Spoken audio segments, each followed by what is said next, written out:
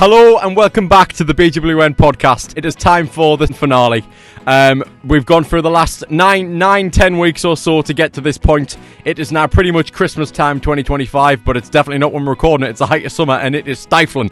But right now, yes, it is Christmas time when you're seeing this, and we're here for the last episode. And you might notice from me talking, and I suppose the camera's on me right now, I've got a bit of a strange uniform that I don't usually wear on on today's episode. There's a very particular reason for that, because we've kind of been very media centric with a lot of these topics. Very rarely do we kind of go outside of that. Today is going to be one of those exceptions. We are going to talk about something slightly different, and today, as I've said all season, we have a very special guest. But today, this is the first time we've got, that isn't a student or lecturer, a legitimate external from University of Sunderland to come in for this episode, and I'm very, very excited because it is relevant to the network as well as just the concept in itself, isolated bringing somebody in. And it is Mr. John Cooper. How are you today? Merry Christmas. Hello, yeah. You did not tell me I was going to be at the finale. That's a big bit of a treat. I'm sure I did. Yes, Christmas presents are bought. It's absolutely freezing outside. Definitely not 25 degrees pulling in today.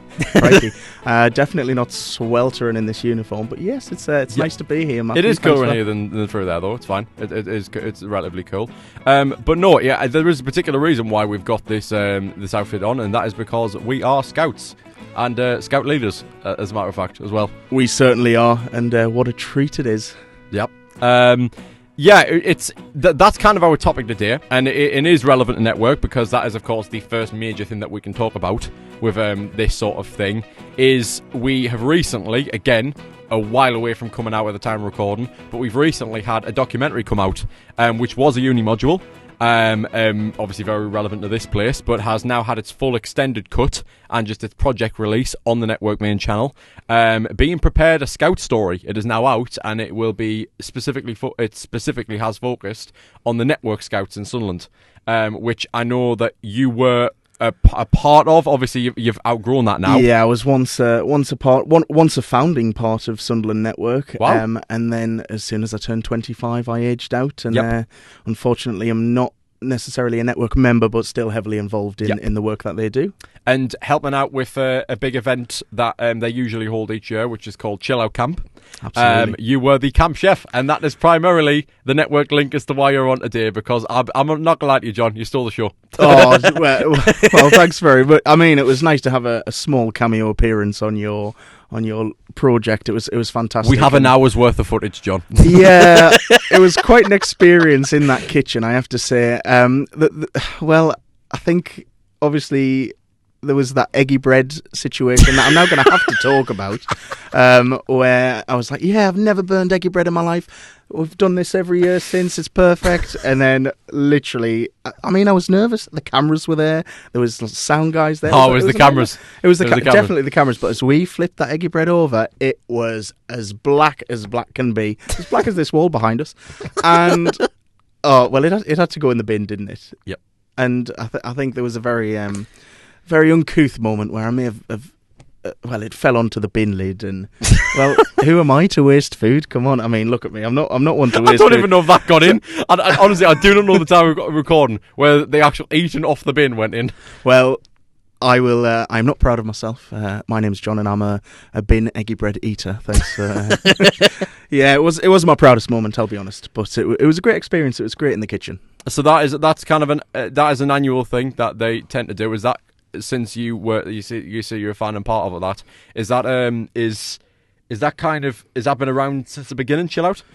So Chill Out it's a camp for so I guess I'll explain what Network is. Yeah. So Network is it's a way for people aged 18 to 25 to remain involved in the scouting movement. So it's a very turbulent period in people's lives. You'll know yourself, right? So that you've got university, you've got maybe moves to other ends of the country, you've got all sorts going on in that period of life.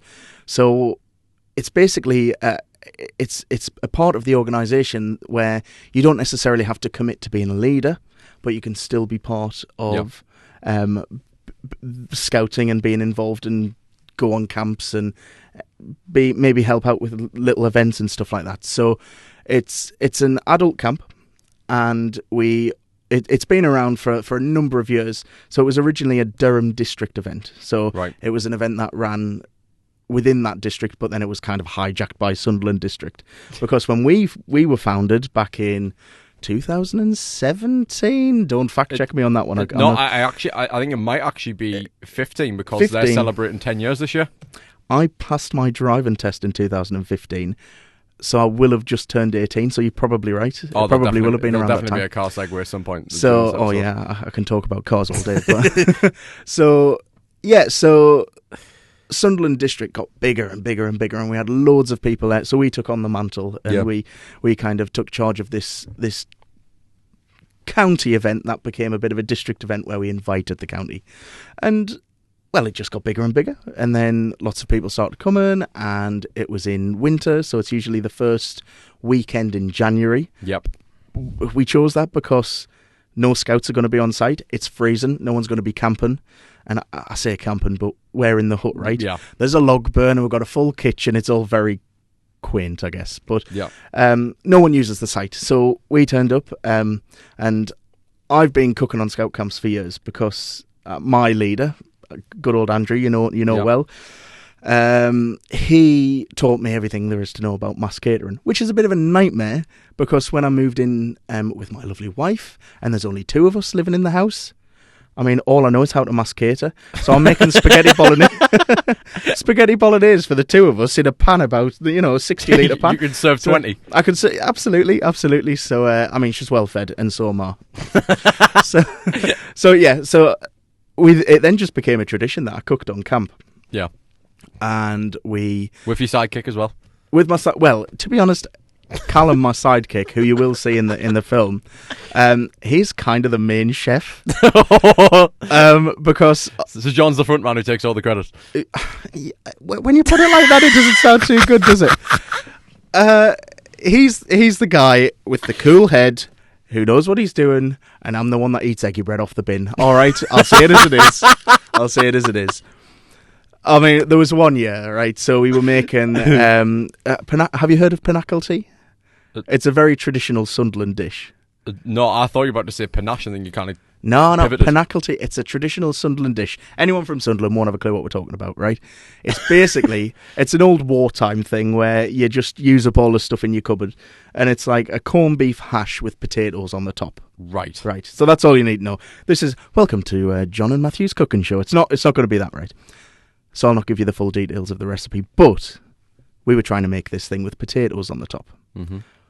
Well, I just made a mistake. I cut the potatoes too big, whacked it in the oven. The poor, well, I say kids, they're not kids, the poor network lot, they were sat outside waiting for dinner for about 3 hours while these massive chunky potatoes, I cut them about an inch thick.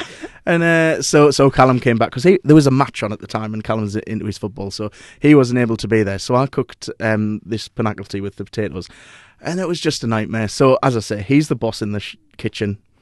I'm the sous chef. I just take all the credit. Well, in fairness, there can be mistakes on with both of you together as well, because I mean, I don't know if this made it in, but you practically gassed the place out on Christmas dinner. Well, what did we do? Was it the everybody out? Oh no, that was for the Yorkshire puddings. The puds, yeah. Yeah, because right, Yorkshire puddings are volatile, right? You just have to crack a window or say the Lord's Prayer wrong, and the Yorkshire puddings fail. They just go flat. So to like a science experiment. What do they call it when they make a room all clear and make sure there's no disturbances, right?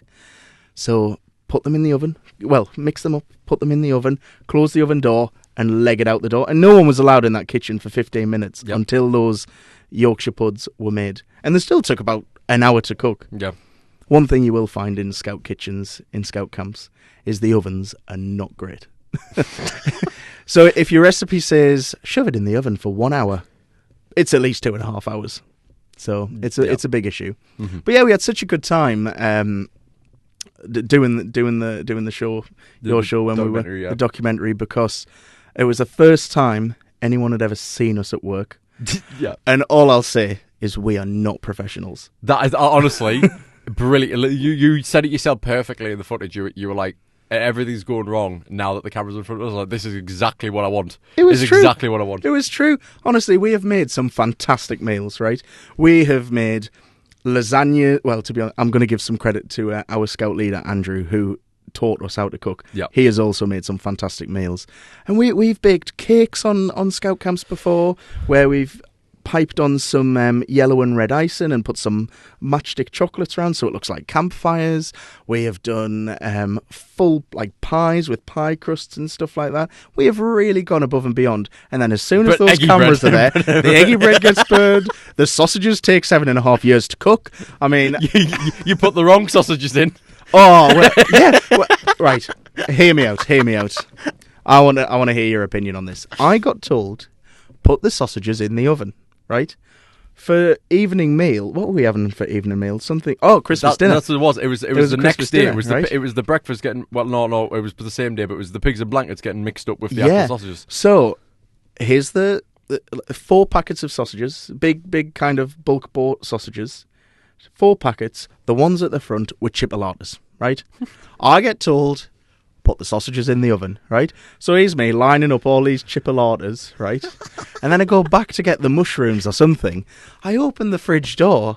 I'm like, why do we have streaky bacon? we never have streaky bacon on scout camp. And then it was like a light bulb moment. And I'm so pleased I hadn't put them sausages in the oven. Because can you imagine? Well, it would have been quite nice actually having like breakfast sausages, massive, pigs in blankets.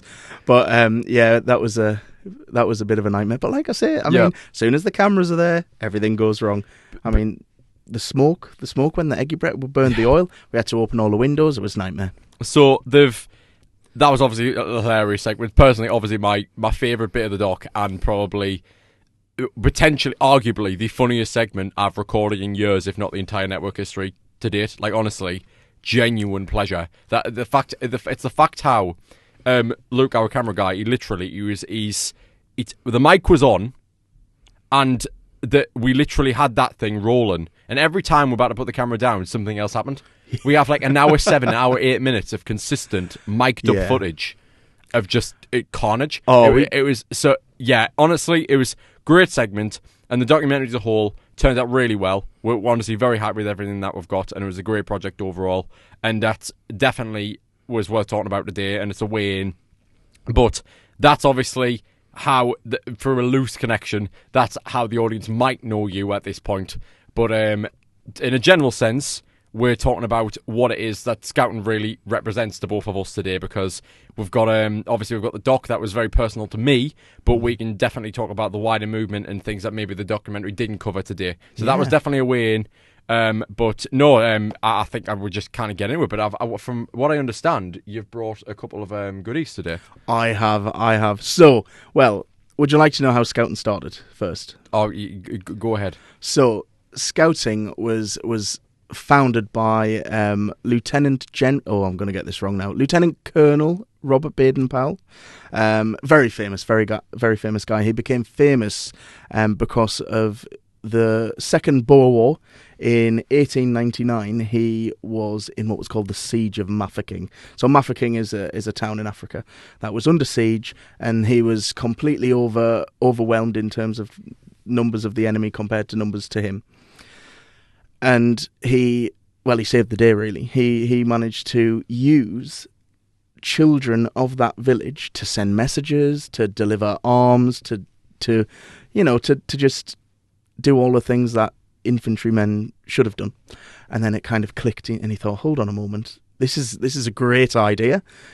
Give young people skills. So he gets home. He's hailed a hero.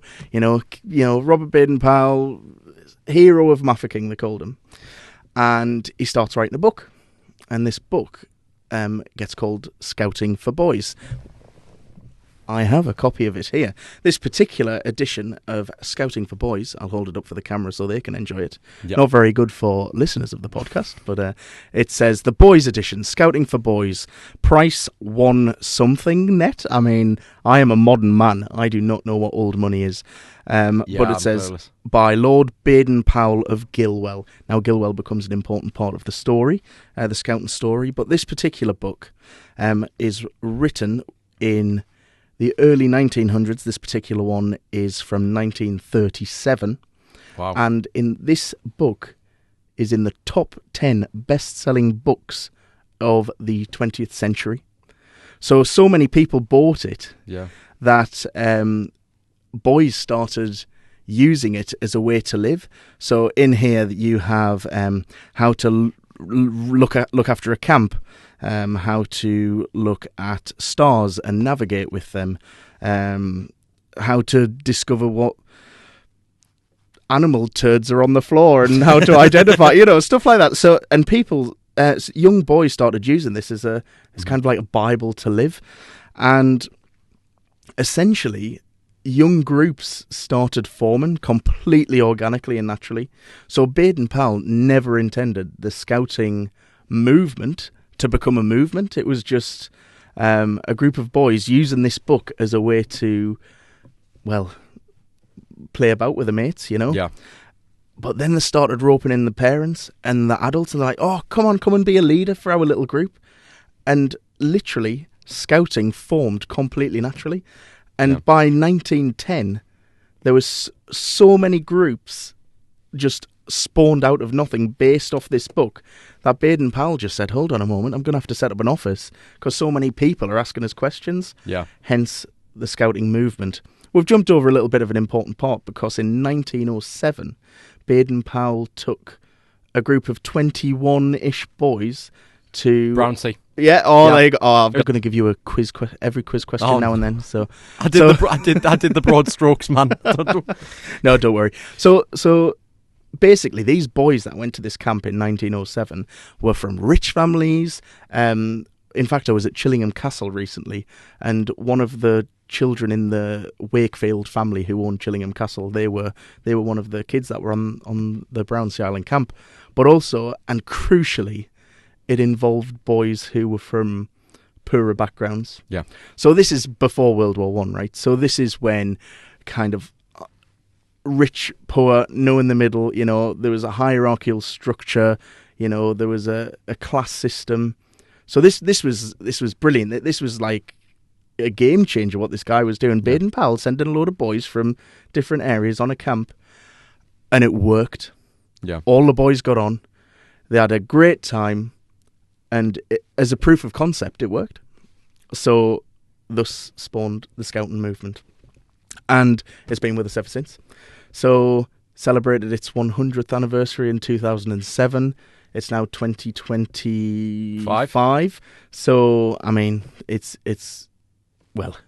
in 200 countries in the world. Oh, there is some countries that don't have scouting, and I thought you were going to ask me. So I did some swatting up, and I've forgotten them. So I know North Korea is one of them, which is pretty obvious. I think maybe China, somewhere like that. Anyway, know. there is some countries that don't have scouting. No, it's wonderful what you bring. I wasn't going to interrogate you. No, it's honestly, it's brilliant. Like it's great. But it's a worldwide phenomenon. The fastest growing scout movement in the world. So yeah. Oh, actually, I think we've got some countries that don't have scouting. Oh, it's really good when we've got a computer in front of us. Yeah. Cool. Let's have a look. Right, Cuba, Vatican City. Well, there's not many people in the Vatican City, is there? Come on. What's the Pope going to... Rest in peace. What's the Pope going to do? Oh, so that's not very topical by the time this comes out, is it? No. Anyway. Well, who knows? There's a new... Yeah, Vatican City, North Korea, Laos? Isn't that a Pokemon? Cuba, you're right about China. China, yeah, and Andorra. I've been there. That's a lovely place. Yeah. No scouts, though. No scouts. No so yeah, there's could be better. So there is a few places without scouts, but like I say, it's a cultural, international phenomenon. Yeah. And Baden-Powell just became famous. So he realised he needed a home base, not the it's closed now, isn't it? The shop, home base, not the home base shop, but a home base. Yeah. So he bought. Oh, maybe it was donated. Either way, he came across Gilwell Park. Mm-hmm. And Gilwell Park's in Chingford, just in North London. And it had a big house and loads of grounds. And still to this day, you can go camping there. It's been in the Scouting family ever since. But yeah, that's kind of the founding of Scouts. That was very detailed, more than... No, it was wonderful. Thank you. So there's This is a bit of a tangent off there. I'm hearing something circulate actually within the workings of things at the minute. Something about, I think it's called Gilwell Reunion. How is that linked to that? So Gilwell Reunion is, it's an event set at Gilwell, and it's for leaders and network members to all meet up.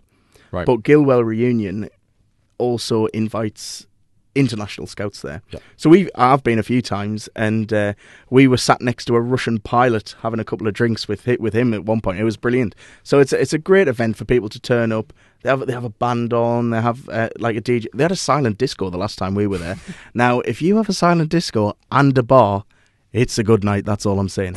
So, yeah, and it's just a great, and you make friends, and that's the whole point of Scouts, right? So in the front of this book, there is a list of Scout laws, which I should have put a bookmark in because I knew I'd refer to them. But are those kind of heavily adapted over time, or the Scout laws that are in here are different to what they are now, and of course I can't find them straight away. But the modern Scout laws include things like a Scout is to be trusted. Yeah. A Scout is to be loyal. A Scout belongs to the worldwide family of Scouts.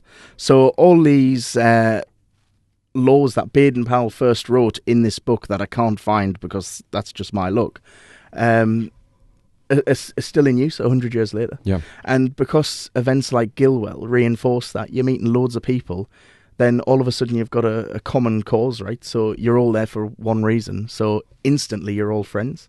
I remember being sat in the Weatherspoons in Edinburgh, and we were going to the Edinburgh Tattoo. Do you know the Edinburgh Tattoo, the big military parade? Oh, yeah, I've heard of that, yeah. And sat in the corner of Weatherspoons was this old man, and he stands up and he comes waddling towards us, and we think, oh, we're going to get in trouble here because we're being a bit rowdy. And he says, I was a Scout from Canada. And then we just had a big chat for an hour about this Scout with this guy from Canada. We ended up giving him a badge. In particular, we give him this badge here, which is our district badge. So we're in Sunderland District in Durham, so we give him one of those badges. Which is a pretty common thing, to be fair, from what I hear, like kind of badge swapping. Oh yeah, badge swapping's a mad thing. In fact, at Gilwell Reunion, there's this group that have formed called Badgers, right? Oh my God. I'm serious, right? Badgers. And I'm going to be honest, right? In all fairness, I do apologise to any Badgers out there listening. It's a group filled with like older gentlemen, probably in the late 60s. You know, the wives are at home. They're a bit nerdy. But like vintage nerds, you know, like historic nerds. The trade badges like Pokemon cards. And the rest, blimey, we'll trade in. Someone might trade the house for a badge if it's worth it.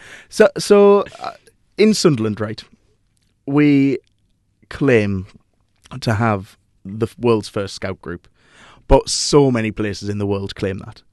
Would that not be Powell's? Well, you'd be surprised. Fun story about that. I'll go on to that. But in Sunderland, we claim that Vauxhall, anyone from Sunderland will recognise the name, had founded a Scout group in Sunderland. Mm-hmm. And Baden-Powell came to kind of inspect them, kind of like... So Scouting originally was very much based on military, where it's now more personal growth and development. But back then it was a lot of like parades, you know, uniforms, badges, awards, that kind of thing. So Baden-Powell came to inspect this troop, which was Vauxhall, behind the fire station in Sunderland. Right. On a parade ground there, which it now, funnily enough, has a blue plaque to commemorate this event. And at this event, Baden-Powell gave every child there a cloth fleur-de-lis badge, which was the first use of that badge, which is the one I'm wearing right here, which is world-renowned now as being the world badge. But the first people to ever receive the world badge, which is now become known, is Sunderland Scouts. That's amazing. Which is great, but if you get your hands on one of those world badges, like an original one, they were only ever given to a troop of like maybe 30 kids. I mean, it's probably worth more than a house. So, yeah, that's badges for you. But they go to Gilwell. Yeah. Yeah. So, I think now To talk about in a broad sense, to talk about the history there, I think this was touched on in the doc briefly, and I'm pretty sure it'll still be intact. Again, post-production hasn't massively gone underway on the finished cut of this yet, so I'm kind of just talking about what I know I did for uni and what the materials of which we have. So that's kind of what I'm basing this off, whether it actually made it in the cut. We've got to work with what we've got. Yeah, it's fine. yeah. So what I did do in the uni cut, what I did explain was essentially there are a bunch of different sections to scouting. I believe there are 6. I think. Yeah. So working backwards, obviously what I've talked about so far and what the documentary is based on is kind of the young adults in scouting, kind of at the end of their run, you could say. Network is where we kind of start with that documentary. You go back further than that, you've got 14 to 18, which is Explorers. Yeah, that's right, Explorers. So you've got very much the teenage phase of things. You've then got, I believe it's then, you've then got 14 to 10 and a half, I think, in Scouts. Yeah. Is that right? Well, 10 to 14, yeah. Around that, yeah. Yeah, around then. And then it's... And they're your traditional scouts. Yeah. So they're the scouts that were founded originally. Because originally scouting was for like 12 to 18-year-olds. And then it became narrowed down after a while. But yeah, so then you've got the scouts. And then you've got what I would very much, obviously, I'd very much champion as my section, I'd say, because it's the one I'm the most prominent with. You've got the Cubs, which are around 10 and a half there-ish to 8. Yeah. That right? And then further back than that, you've got the Little Terrors, you've got the Beavers, 8 to 6. And then 6 to 8, yeah, that's right, yeah? Yeah. That is right. And then John here is very familiar with the new section, actually. Yeah, which I'm sure newest section ever. When did that start up? Oh, I knew you were going to ask that. So, Squirrel Scouts, as they became known, it was kind of like a trial thing for the last couple of years. And then 2 years ago, I founded the first ever squirrel group in Sunderland. And squirrels are for 4 to 6-year-olds, so proper little nippers. Also, I have to say, you must be the first person in scouting history to ever go the wrong way. I've never heard anyone refer to beavers as 8 to 6. That's like such an odd way of doing it. But it's fine. It's literally, I'm the same. I literally would have only gone up. It's only because who am I to judge? We're coming into this from the network and documentary angle. We started at the badges, then we got the leaders. Yeah. So I thought just network and just work down. It all makes sense. Because I knew at the end, because here's the thing about being a host, I knew at the end once we got to squirrels, it's another segue. So you Look talk at about this that. link that you got going on here. Oh my word. It's almost like you're a professional. So I wouldn't say that like that. Right. Go ahead. Squirrels. I'm waving a book at you now. I'll put that back. We can talk about that one in a sec, but squirrels first. So, squirrels is 4 to 6-year-olds. And it's very much an introductory into scouting kind of thing. I think it was founded. Now, this might be a conspiracy, so might be a hot take, but don't quote me on it.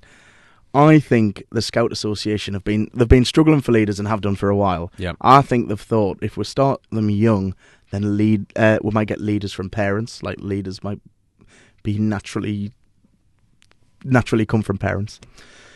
So that's what I think. But actually, 4 to 6-year-old really works because they are really interested. They'll listen to you. As soon as you get to beaver age, they are terrors.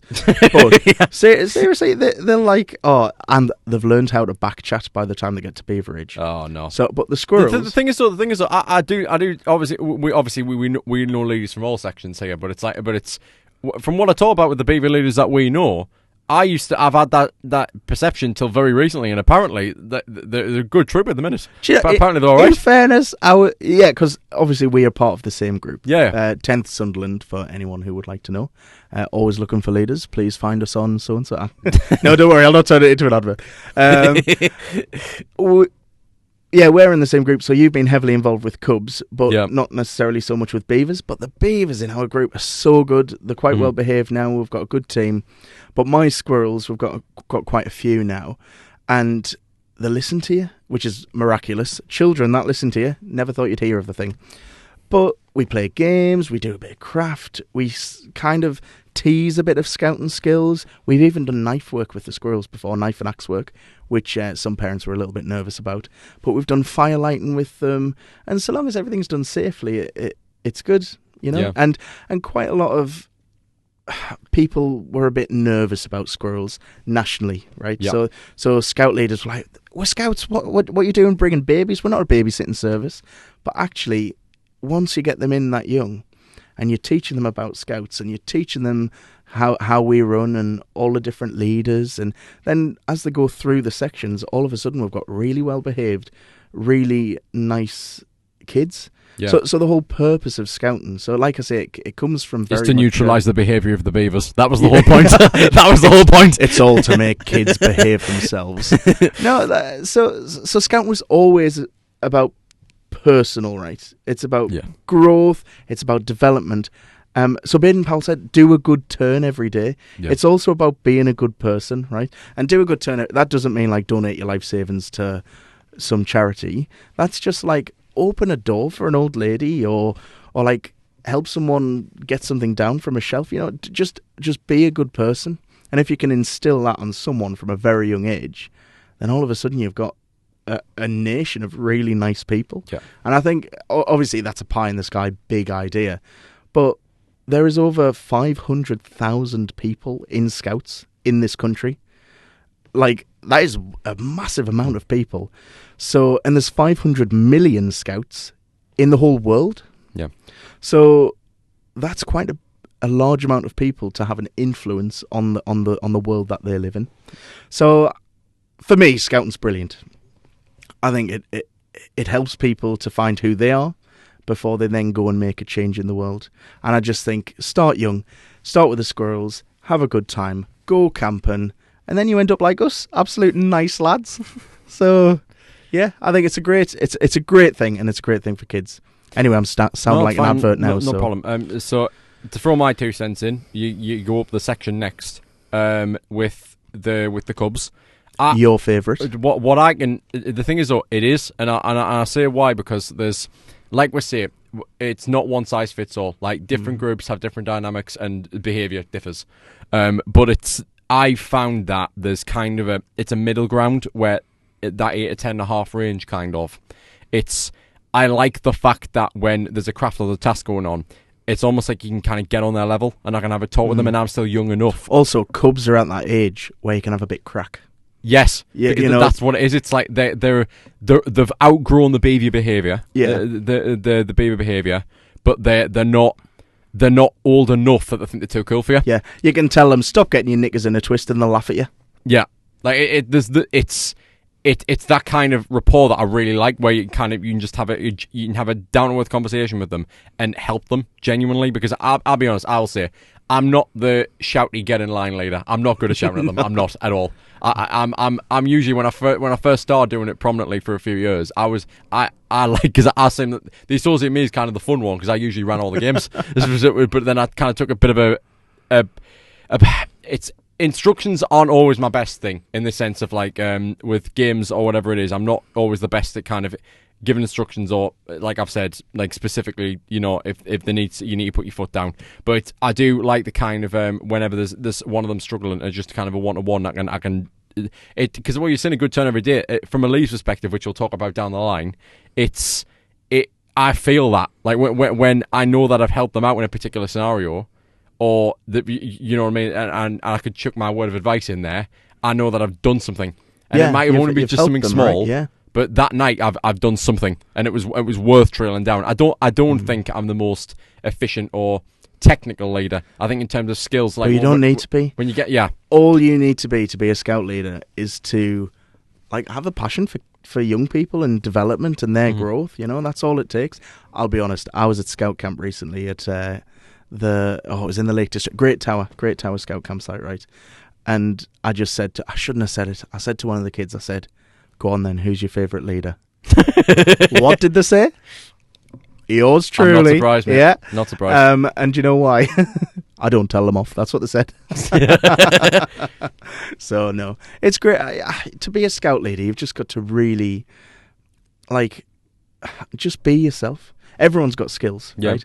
So there's badges for media. I mean, it's literally what you do, right? So there's stuff for everyone to get involved with. We're doing the aeronautics badge with the squirrels tomorrow. Aeronautics, aero.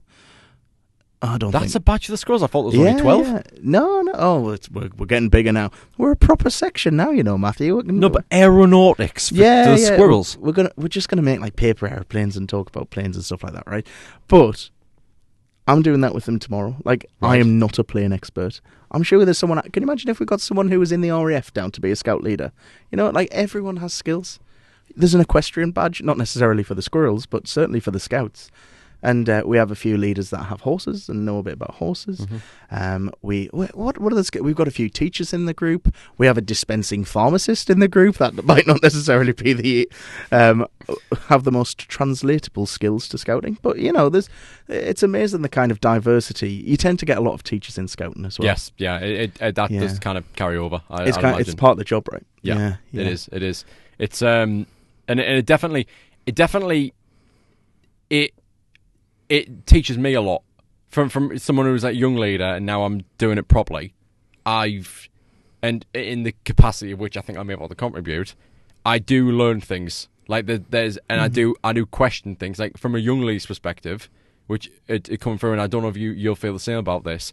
It's like there's almost like a sense of, in the same way that the teachers have the transferable skills over, I do also sometimes think of like spending a lot of time around young people. It does make me think about how I would handle that dynamic domestically. You know what I mean? Yeah, like absolutely. I've thought about, like, you know, like my own family down the line. It's like it teaches me about, I'm not the kind to shout at them. Yeah. I think of me saying that just now, and I'm like, I think when the time comes, I don't think I'll be the kind of shout at my own kids. And you know, it's so cheesy, right? But scouting is lessons you don't learn in school. Ultimately, It really is. It really is. I'm learning so much about, like, again, these lessons aren't for now, it's down the line, but I'm thinking my dynamics with kids is probably going to be massively improved down the line because of what I'm doing now. Absolutely. The early experience with them. It definitely Although is. I don't think historically how we viewed program and children was necessarily the right way. I have a great extract from this other book that I've brought that indicates and highlights how language has changed throughout the years. So I'd like to show you this. Oh, go on. Show the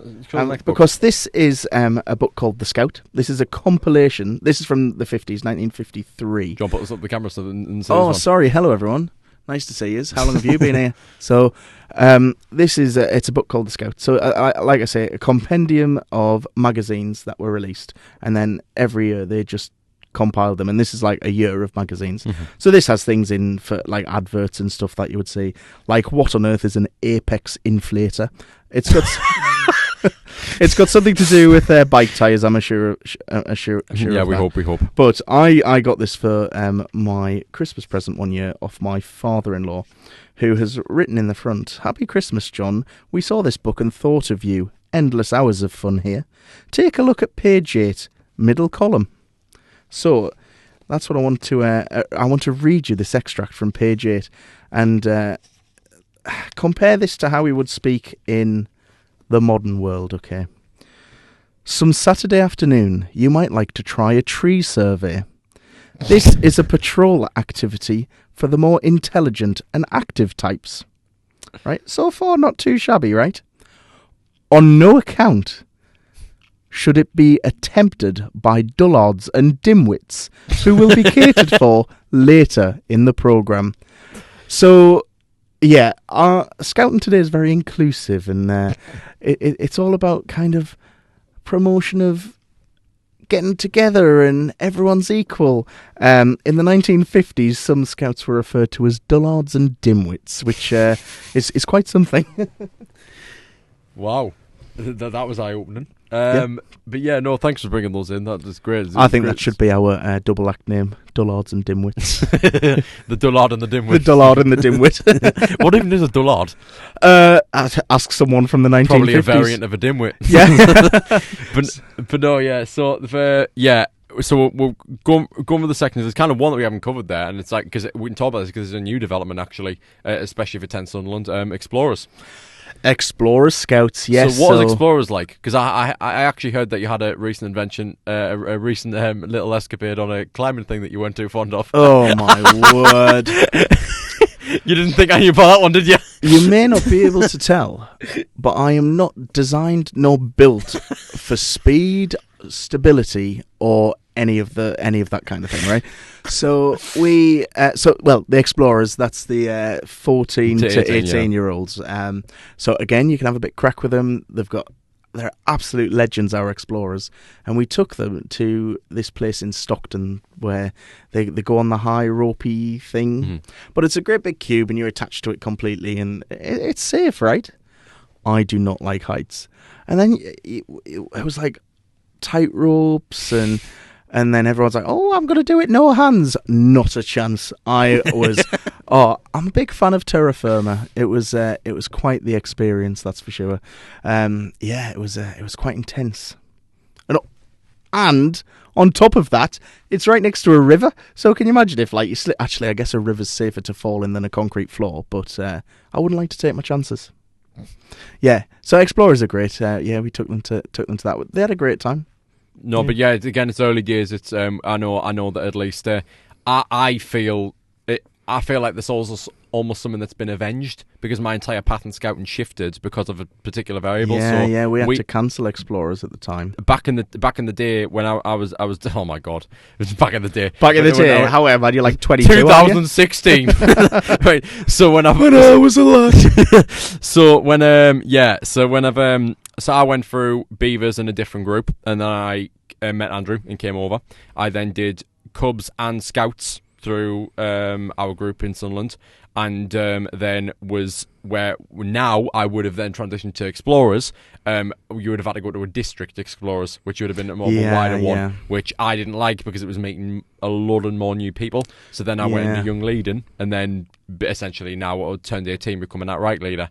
So that's kind of where my position now falls now. So that is what I mean by avenged is because now that we finally do have an Explorers, there'll be a lot of people that maybe there would have been maybe I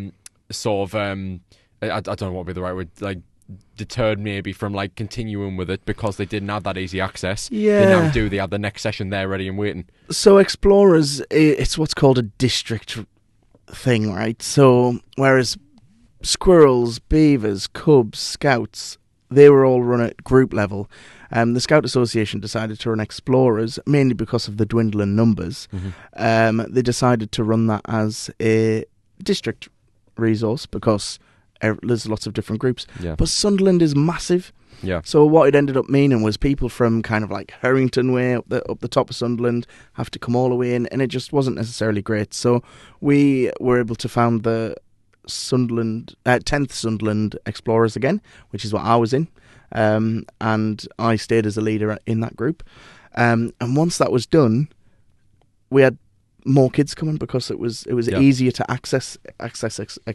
Whoa, that's a lot of X's. Access Explorers. There you go. So now we've done that in a bit of an out of order kind of way, but to recap everything. So we've talked about Squirrels there, how it's have the new generation kind of coming into scouting because it's a recent development there. You got Beavers, which was originally the start, but now it is kind of the next step up, you could say. And as I said, probably they were always the youngest section. Behaviour will probably be neutralised by the Squirrels. Now we should probably improve things. Then you've got that's the hope anyway. You've got then the Cubs. Approaching the middle there, which is kind of my section, what we're talking about, the Scouts where it originally came from, so you've got kind of the younger three sections building up to it there.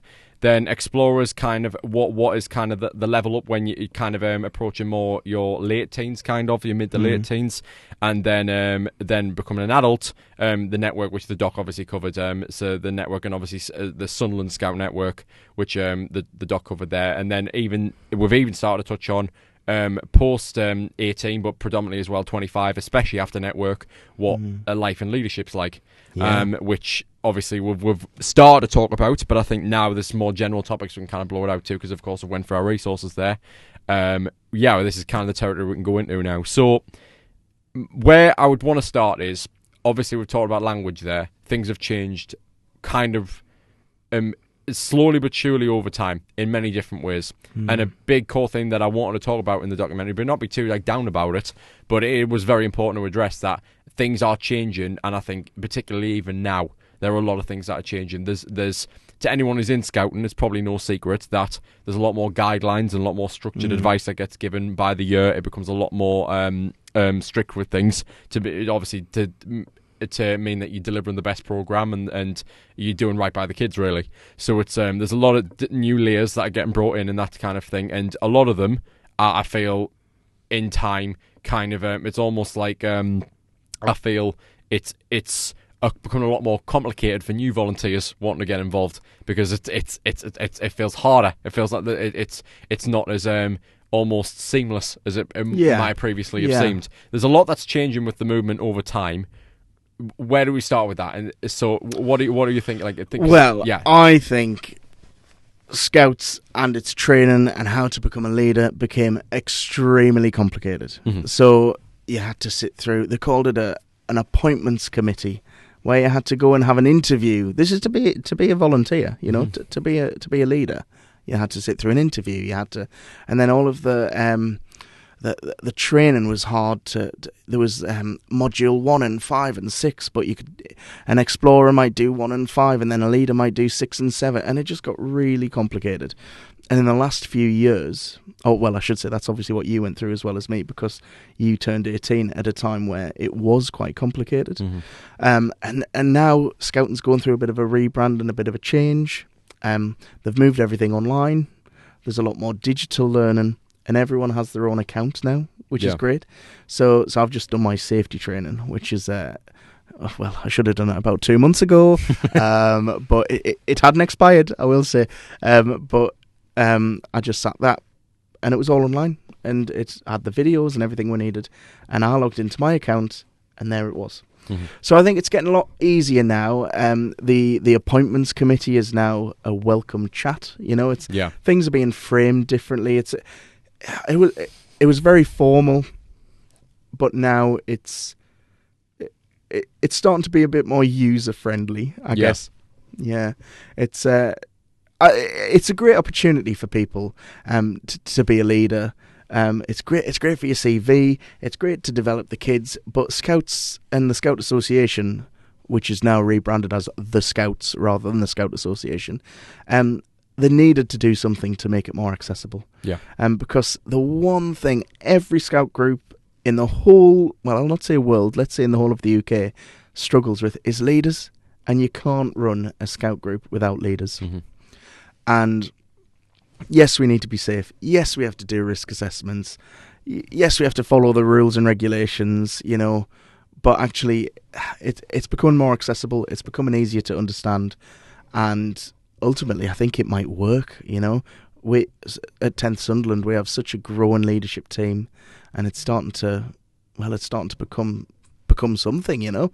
Yeah. And I think a few more groups in the district are starting to find that their leadership numbers are growing, because it's a bit more accessible. Yeah. So I'm going to say watch this space. I think Scouting has gone through a bit of a lull. Yeah. I think everything's peaks and troughs, right? Life's peaks and troughs. And I think Scouting was massive. Then the wars happened, and then, it's awful to say, but certain leaders didn't return back from the war, so Scouting became a bit of a lull. And then in the 50s, it became a big thing again. They started introducing Bob a Job Week, where they used to go around and ask for, give us a bob and I'll do a job kind of thing. And people, they used to do that. And then in the 70s, it went down again. And then we're still in that slump of low numbers. But Scouts is such a recognisable brand. You ask anyone in the world even, they might know what a Scout is. So I think we're on the up and up again. It's accessible. We all just want the best for our kids as well. And ultimately, I think, watch this space. I think we're on a good trajectory. There's a big word, isn't it, for a Monday? Trajectory. But yeah, I think we're in a good place. Mm-hmm. Have you found at all that to obviously this change over time, like in a sort of a micro sense, with actually working with the kids yourself? Because obviously, in the grand scheme of life, you haven't been a leader for an enormous amount of time. There's 10 years. But 10 in those 10 years, since you've been actively working with the kids, have you noticed any change in other than the guidelines and everything, and in training in various different ways it's done? Have you noticed, when you're actually in the sessions themselves, have you noticed a change at all in the way dynamics work? Because obviously technology's massively been on the rise. Do you know in the last decade or so? What really didn't help was COVID.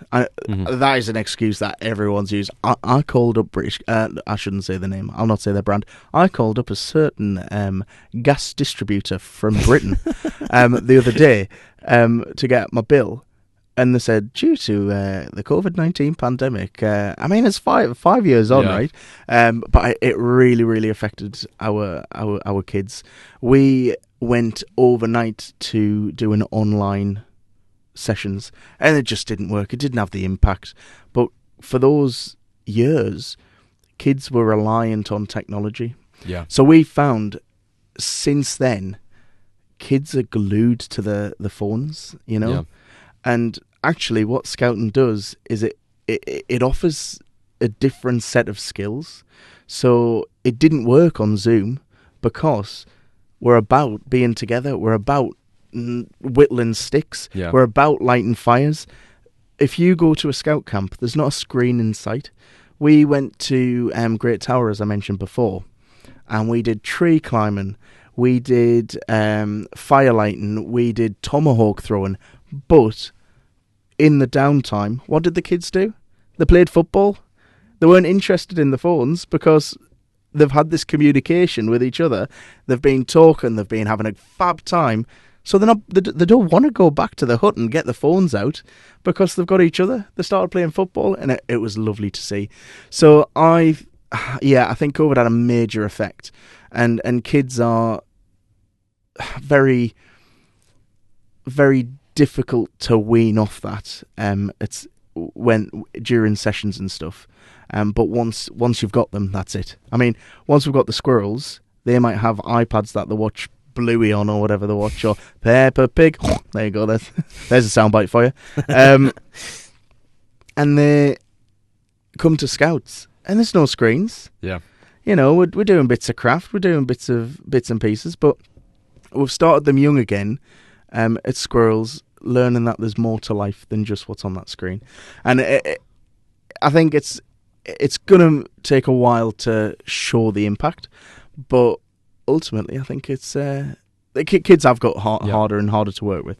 There's a lot more additional needs we find coming into our groups as well. Yeah, I've noticed that as well. And ultimately, we at one point were not necessarily trained enough to deal with certain additional needs, but we've got a good team. We've got different training that we can do, So and that is one of the rare things when I'm saying some of my difficulties. That is, the irony is some of my difficulties, I'd say, is it's because of who I am, why I have those difficulties. Yeah. And yet that is the loophole. Like, I actually think that is where I excel. Yeah. Because I understand. Absolutely. And it's kind of like that with those 3, 4 kids. I get it. And with maybe 2 of them, I can have that heart-to-heart where they're a bit more verbal. And I can have that heart-to-heart with them, and I completely understand it. Yeah. And I can talk them through a situation, which I've had to in the last month or so. Was it Mahatma Gandhi who said, "Be the change you want to see in the world"?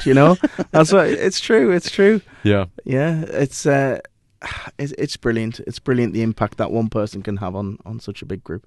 Yeah. Because that's what it is. I think that there's nothing more that I find as a leader that you probably agree with. It's like the sense of, yeah, it's a volunteer and you're doing all this kind of thing, but once you're actually really in the thick of it, there's a responsibility there that you feel. That's like to do right in the right moments. Absolutely. It makes all the difference when the session ends. I agree. So it's that's what I'm saying, to fade on from that, because we've got time for still just a few more questions. Do you think there's that demand for the outdoor skills now with that rise of technology? So the thing is, right, so scouting is all over the country, and I mean I go in the caravan a lot to places like Sedgefield, right, which is in the middle of nowhere. Car segue incoming. No, I'm not going to talk about cars. I'm on Scout. So I drive to Sedgefield in my 1954 Morris Minor and visit lots of nice car shows. And I see they've got a scout group there, right? But they've got access to the outdoors. They've got farmland just out the back of their hut. Yeah. Whereas our group, I mean, it couldn't be more central to the city. I mean, there's a few more. Very suburban, yeah. Yeah, very suburban. You walk out of our scout hut, right? What do you see around you? Chimney pots, right? Yeah. It's all chimney pots. There's no green fields. I mean, we've got Barnes Park nearby, but we've got a little green area, thankfully, out the front. So we can put up tents and stuff and show how to put up tents. But we haven't really got that kind of area to do certain Is my things. memory washed off? We've done fireworks once or twice. Oh yeah, I'm pretty sure. Yeah, I think we have. Yeah, bonfire night always falls on a Tuesday or something, so we're always a group, and yeah, so we've got a little bit of space to do stuff like that. But kids who are born and raised in a city do not have access to the outdoors, And what Scouting does is it gives them the opportunity to get on a minibus, get to the Lake District, and go fell walking. Or we went caving recently. I actually went in a cave. The stone, well, it's the cave that I was in, the rock in front of me and the rock behind of me was so tight that I was able to lift my legs off the floor and be self-supported by a cave. I was literally a caveman. It was brilliant. But yeah, giving people access to the outdoors is so important in such a technological world. You know, put your phones away, look at a tree and enjoy it. And I'm not a tree hugger, but you know what I mean? Appreciate it for what it is. Appreciate the world. Look at the mountains, you know, have a big sky to look at. I think it's really important. So yeah, in answer to your question, I do think in the modern world there's a need for the outdoors. Yeah. Go for a walk once in a while. So off the back of that, my last question, not really a question, would be if there's anyone, I'd say more like on a squirrels or sort of a, well, we'll see we'll see what the demographic is for this channel. We'll see. Okay, for anyone like squirrels, beavers, cubs, and scouts, any parents who all might be hearing this, people who, where I imagine I'm being realistic about audience, people who know us, and connected people in that way, but particularly as well, sort of the more going on explorers network who might come across this sort of thing that I'm doing. What would you say to both those parties, both the young adults or late teens, and then also the parents of younger children, about getting into scouting, and what would your sort of key message be to kind of encourage them to get involved as a leader yourself? Oh, that is a big question. So 2 parts, right? Kids and adults. Oh, sorry, I'm giving you the finger there. Kids, right? Just enjoy the world. The world's fragile, right? This is going to get deep. The world is a fragile place, you know. With everything going on in the modern world, we don't know what tomorrow holds. So while you have the opportunity to go out and experience the world, experience walks, experience going kayaking, experience going up a mountain, experience going caving, experience firelighting and having a sing-song with your mates, for goodness sake. Do you know what I mean? While we can do it, and while you're still young and appreciate it, just go for it. Because I am a working man, right? You get less and less time with your friends. You get less and less time with like people you love. You get less and less time to do these things. So if you're given the opportunity, just go for it. Adults, be a leader, be a change. Ultimately, we all want one thing in Scouts, and that is to do what is best for the kids. So grasp the opportunity. If you've got even just a spare hour, and I know it's a bit of a running joke in Scouting, right, that it's only an hour a week, because you know it does blend into a bit more, and you've got to plan stuff, and you might go to different events. But if you've just got just that little bit of time, then just make a bit of an impact. My mother cuts the sprouts for the Christmas sleepover. That is all she does. That is her role. She's the chief scout cutter. The scout chopper, whatever she calls herself. That's my mother you're laughing about there. For our scout group, do you know what I mean? Like, just enjoy it. My dad, he was the chairman for a while. He's just he's moved on to different things now. But while he was the chairman, he also dressed as an elf for the Scout Christmas Grotto. So it can be that family affair. You know, get your family involved for little bits, right? Get them involved for little jobs in Scouts. You don't have to commit. It's completely a non-committal thing. And then on a really quick note there, you also have a role to play in that particular thing you've just mentioned. The Christmas sleepover. Yes. Well, I blame the size of my waistline. Oh no, I didn't make it go there. But Matthew, if that's how you want to do it, then. So I dress up as Santa. Yeah, I do Santa, and for you all do the a kids. very good job. I'll say I've seen firsthand multiple times. Merry Christmas and all that jazz. But do you know what? Right, when I was 18, I left college because I wasn't enjoying it. I was doing public service. Can you imagine me doing public services? I can barely run. Although I did run the Sunderland 10K this year, but sidebar. Good for you. I left college because I wasn't enjoying it, and set up a children's entertainment company. And the first thing I did with my first paycheck was get a tailor-made Santa suit. What 18-year-old owns a tailor-made Santa suit? Anyway, I still use it, and it still comes out just for Scouts now. And every year I'm the Scouts. Brilliant. I'm the Scout Santa. So, yep, you know what you want to do. You know what you have to do anyway if you want to get involved with scouting as an adult. It's all online. And then also, All online. if you want to obviously encourage your kids to get involved as well, that sort of thing too. But if you're already in it, hello, good for you. Hello, scouting lot. So yeah, it's nice, isn't it? It's good fun. Tell your friends, tell your family. But no, thanks for all that today, John. That was wonderful. Right, so My pleasure. let's end this out with a bang. This season, we have our last game of the season, and it is perfectly titled "Get the Badge In."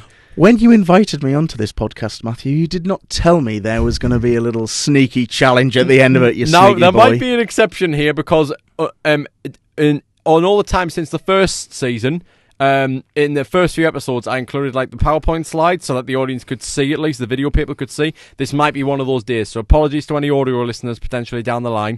It's all right. I'll describe the badge. We'll be as descriptive as possible. So here's the rules, and we'll try and quickfire through this. So here we go. There is 10 tries. Guess which is the fake Scout badge and which one is real. And we've done this with AI. So, right, okay. So anywhere around the world, ChatGPT's doing its thing at the moment. but this could be any kind of badge from anywhere around the world. Anywhere around the world. Yep. So we've got to pick which ones do you think is legit and which one you think is fake. You guys are mean. Go on then. Let's give it a go. Number 1. Oh wow! Wait, this is from it. This is with AI. Wow. Okay, I was expecting to be a lot more obvious. That is fantastic. Right. So what have we got? The one on the left, the stitching looks a lot better. I think it's real. I think the left one's real. Yeah, I'm gonna go with that. No, they look so good. Yeah. Sorry. By the way, this is a game set and match for the audio listeners. Yeah, we just have to do this for the video. The badge on the left looks like a phoenix, with a blue background and a green ring. Haven't we all? And the other one looks like a washing tag. That's what you'd have on a. I think the left is. Let's go left. Left is real. The phoenix. Left is real. Hey! Brilliant. Oh, do you have any facts about that one? Because I've never seen that before. Does anyone know what that means? I've not a clue. I do if you really want to know. Oh yeah! Look at this. The voice of God has come to tell me the. Fun fact: they're not AI. This is someone who's actually made these badges just for. Oh right, okay. So the one next to it is actually money laundering. The money laundering badge.